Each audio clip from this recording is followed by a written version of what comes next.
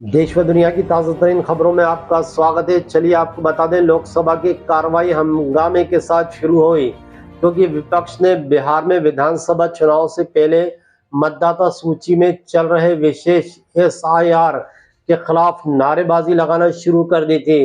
तो वहीं आपको बता दें, लोकसभा अध्यक्ष ओम बिरला ने सदन की कार्रवाई शुरू होने के कुछ ही मिनटों बाद स्थगित कर दी थी। सदन स्थगित करने से पहले लोकसभा अध्यक्ष ने कहा है कि आप नारेबाजी करके जनता का जो प्रतिनिधित्व है वो नहीं कर पा रहे हैं।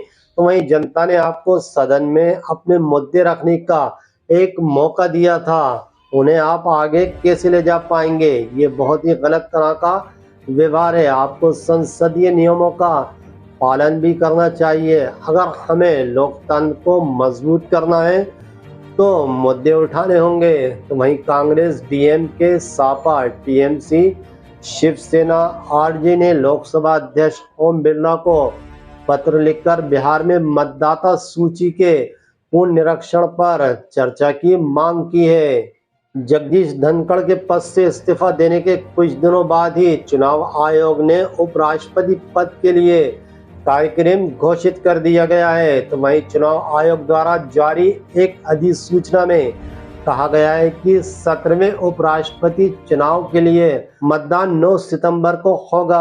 अधिसूचना में कहा गया है कि चुनाव के लिए जो पर्चा दाखिल करने की अंतिम तारीख जो है वो 21 अगस्त गुरुवार है, जबकि उम्मीदवार अधिकतम 22 अगस्त तक अपना नाम वापस ले सकते हैं।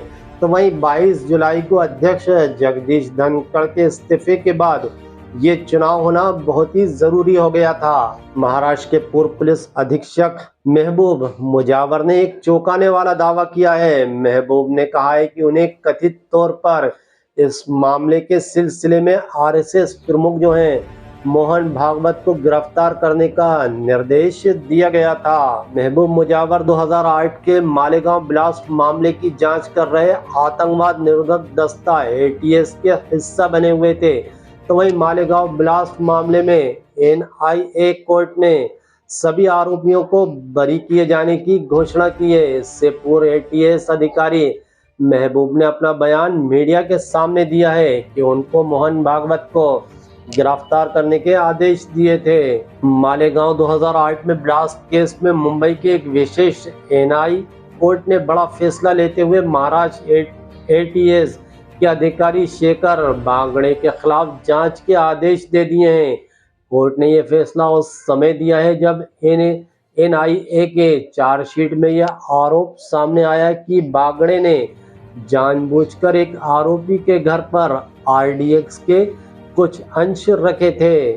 चलिए खबर हो जाए तमिलनाडु से। तमिलनाडु के राज्य की आईटी और उद्योग मंत्री नारा लोकेश ने कहा है कि मुख्यमंत्री चंद्रबाबू नायडू की सिंगापुर यात्रा पूरी तरह से सफल रही है। 5 सालों में 45,000 करोड़ रुपए के निवेश समझौते का हस्ताक्षर हुए हैं। मंत्री ने मीडिया से बात में कहा है कि वे समझौता ज्ञापनों पर हस्ताक्षर नहीं कर रहे हैं बल्कि सीधे लागू किए जा रहे हैं। उन्होंने कहा है कि आरएस मित्तल को जूम कॉल के जरिए निवेश के लिए बुलाया गया है। वहीं मित्तल एक बहुराष्ट्रीय इस्पात निर्माण कंपनी है। ये दुनिया में दूसरी सबसे बड़ी इस्पात उद्योग कंपनी है। चलिए चलते हैं अगली खबर की तरफ। भारतीय जनता पार्टी के सांसद निशिकांत दुबे ने कहा है कि अमेरिकी राष्ट्रपति डोनाल्ड ट्रंप की पाकिस्तान तेल सौदे वाली टिप्पणी पर पलटवार उन्होंने करते हुए कहा है कि एक भिखारी देश भारत को आखिर क्या दे सकता है जिसके तेल जरूरत खुद ईरान और कतर पर निर्भर है। एक्स पर एक सोशल मीडिया पोस्ट में दुबे ने विकीलीक्स का एक साझा अंश शेयर किया है। ये अमेरिका का अपना खुलासा है, उन्होंने कहा है। तो वहीं पाकिस्तान के पास अपने खर्च के लिए सिर्फ 25% तेल और गैस भंडारी बचा है। तो वहीं अमेरिका के अनुसार आपको बता दें, तुर्कमेनिस्तान, ईरान और कतर तेल और गैस जैसी पाइपलाइनें ही पाकिस्तान की जरूरतों को पूरा करने में एकमात्र अंतिम संकल्प है। तो वहीं एक भिखारी देश भारत को आखिर इसमें क्या दे सकता है?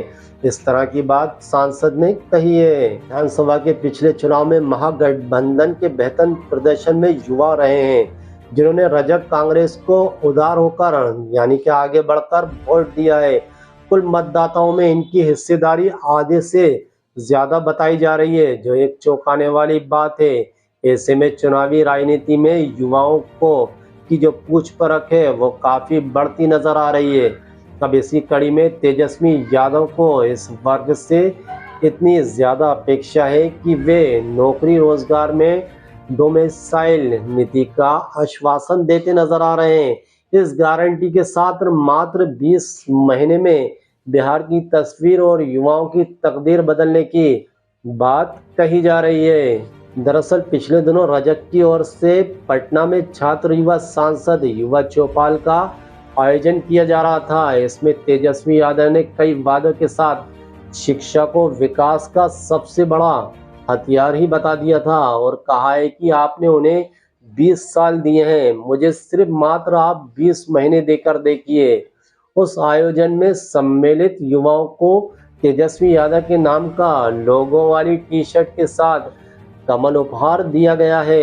अमेरिकी राष्ट्रपति डोनाल्ड ट्रंप ने अपनी हरकतों से पूरी दुनिया को परेशानी में डाल दिया है। जी हाँ, ट्रंप ने जब से टैरिफ वार छेड़ा है, दुनिया के ज्यादातर हिस्सों में इसका साफ तौर पर असर देखने को मिलने लगा है। तो वहीं ट्रंप के नेतृत्व वाला अमेरिका अपनी अलग ही दादागिरी पर उतर आया है। जानकारों की अगर आप माने तो अमेरिका को फिर से महान बनाने की सनक में ट्रंप ऐसे कदम उठा रहे हैं, वो अमेरिका के लिए आगे चलकर बहुत ही आत्मघाती साबित होने वाला है। अब इसमें आप दुश्मन तो छोड़िए, ट्रंप ने अपने दोस्तों के खिलाफ भी कदम उठाने से नहीं गुजरे हैं। वहीं ट्रंप ने अपनी शर्तों पर दुनिया के देशों से डील कर रहे हैं और करना भी चाहते हैं।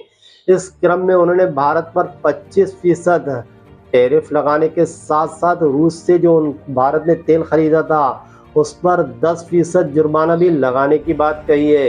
इतना ही नहीं, ट्रंप ने भारत को डूबती अर्थव्यवस्था तक कह दिया था। हालांकि ट्रंप का ये बयान भारत और रूस के बीच जो तेल सिने उपकरणों के बीच व्यापार पर नाराजगी वाला बताया जा रहा है, यानी कि ट्रंप इसको लेकर नाराज हुए हैं। खैर, इस तरह के ट्रंप का बयान राजनीतिक से ज्यादा और कुछ भी नहीं बताया जा रहा है। भाजपा सरकार के खिलाफ प्रदर्शन के मामले में आपको बता दें, ट्रायल कोर्ट मुख्य न्याय मजिस्ट्रेट के दोष मुक्त जो कांग्रेस नेता हैं सहित 9 कार्यकर्ताओं के खिलाफ दोबारा जांच होगी। जी हां, अंतरिम सत्र के न्यायाधीश प्रवीण गर्ग ने राज्य की ओर से दायर पूर्ण निरीक्षण की याचिका को स्वीकार कर लिया है और ट्रायल कोर्ट के आदेश को निरस्त करते हुए मामले को दोबारा वापस भेजा है। फिर बहरहाल ऐसी न्यूज़ देखने के लिए हमारे चैनल को आप सब्सक्राइब करें।